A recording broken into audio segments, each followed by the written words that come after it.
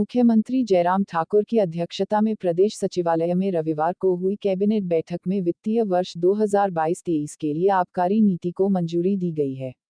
इस वर्ष शराब के ठेके नीलाम नहीं होंगे।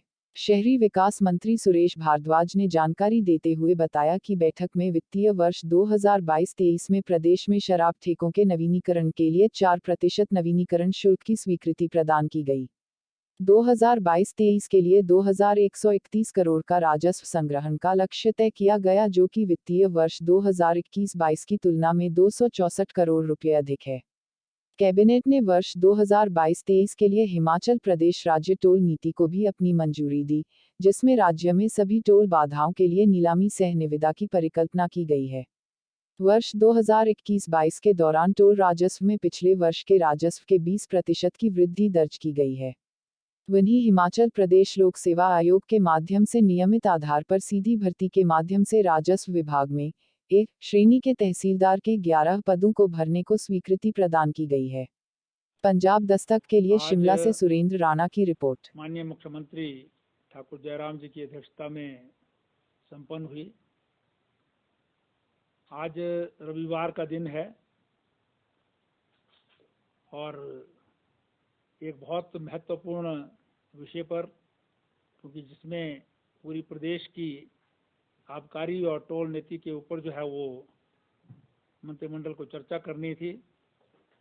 इसलिए विधानसभा का सत्र होने के बाद जो है वो ज़्यादा समय मिल सके, इसलिए आज ये अवकाश के दिन बैठक का आयोजन किया गया और जिसमें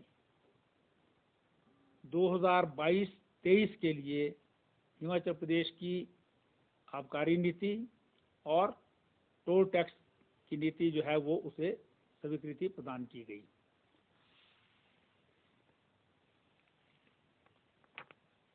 इस फाइनेंशियल ईयर में 2022-23 में जो आबकारी नीति जो है वो तय की गई है, उसमें 2131 करोड़ का राजस्व आने की जो है वो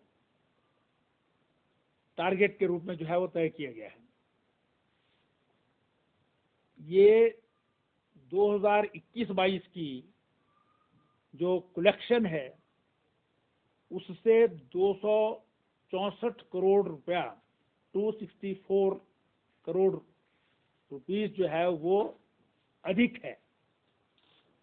मतलब इस वर्ष के का जो रेवेन्यू है पिछले वर्ष के रेवेन्यू के मुकाबले पर जो टारगेटेड है वो 264 जो है वो हायर है।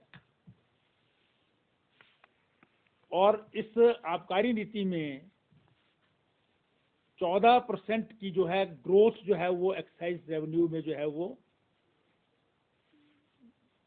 रखी गई है। इसे कह सकते हैं कि भी envisages 14% growth in state excise revenue.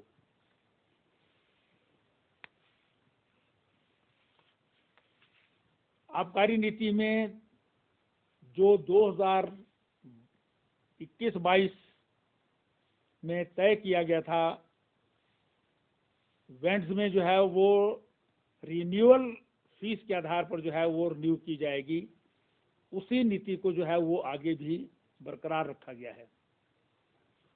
इस वर्ष रिन्यूअल फीस में कुछ चीज़ों में कमी की गई है, कुछ चीज़ों में बढ़ाया गया है।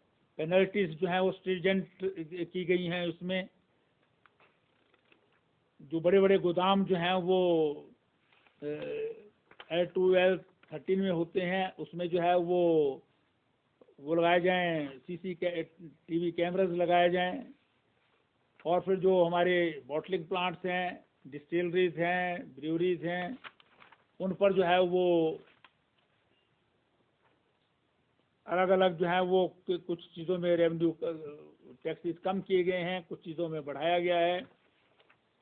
और ट्राइबल एरियाज में टूरिस्ट जो है वो ज़्यादा जाएं, वहाँ पर उसके लिए जो है वो अलग अलग एरियर्स हैं, उस पर जो हमारे टोल लगता है उसमें जो है वो परिवर्तन किया गया है।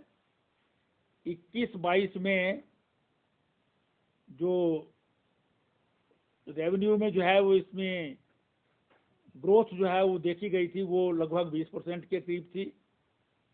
इस वर्ष जो है वो तय किया गया है कि उनको ऑक्शन कम टेंडर के द्वारा जो है वो दिया जाए।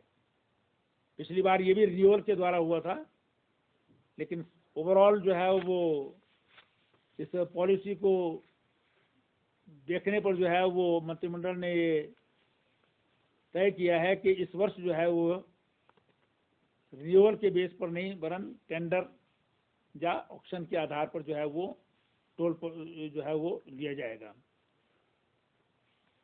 फिर मंत्रिमंडल 1 लाख तहसीलदार राजस्व विभाग में सीधी भर्ती के द्वारा जो है वो पब्लिक सर्विस मिशन से जिसकी भर्ती होगी उसको भी मंजूरी प्रदान की है।